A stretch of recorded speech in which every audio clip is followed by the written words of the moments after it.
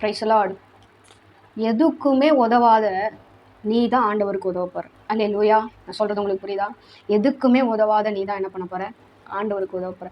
தேவ பிள்ளைகளை நிறைய நேரத்தில் நம்ம என்ன பண்ணுவோம்னா, நம்ம ஒன்றுத்துக்கு லாய்க்கு இல்லாதவங்க, நான்லாம் இந்த உலகத்தில் இருந்து என்ன பண்ண போகிறேன், நான்லாம் இந்த உலகத்தில் வாழ்ந்து என்ன பண்ண போகிறேன்னு சொல்லிட்டு நம்ம என்ன பண்ணுவோம், நிறைய நேரத்தில் யோசித்து நம்முடைய வாழ்க்கையை நம்மளே ஜீரோ ஆகிட்டு, நாமளே ஒரு ஜீரோ ஆகிட்டு, நாமளே என்ன பண்ணுவோம், ஒரு கோமாளி போல் நம்ம மாறிடுவோம்.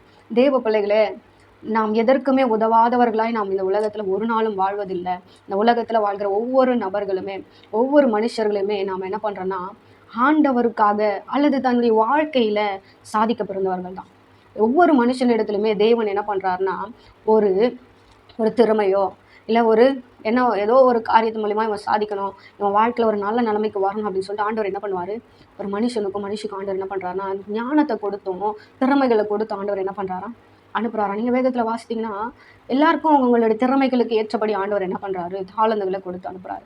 நீ இன்னைக்கு என்கிட்ட திறமையே இல்லை, நான் உலகத்துக்கு லாய்க்கில், நான் வாழ்ந்து ஒன்றும் பண்ண போகிறதில்ல அப்படின்னு யோசித்து கொண்டு இருக்கிறீங்கன்னா, நீங்கள் என்ன பண்ணுறீங்க, ஆண்டவர்கிட்ட வந்துடுங்க. ஆண்டவருக்கு நீங்கள் தான் தேவை. ஏன் தெரியுமா?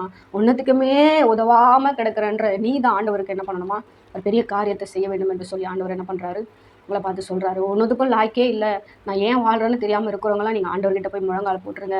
உங்களை கொண்டு ஆண்டவர் என்ன பண்ணுவார், பெரிய காரியங்களை செய்வார். அதே போல் தேவ பிள்ளைகளே, இந்த உலகத்தில் நாம் ஒருத்தரும் நம் திறமைகள் இல்லாமல் ஒருத்தரும் இந்த உலகத்தில் வாழ தகுதியற்றவர்களாக நாம் வருவது இல்லை.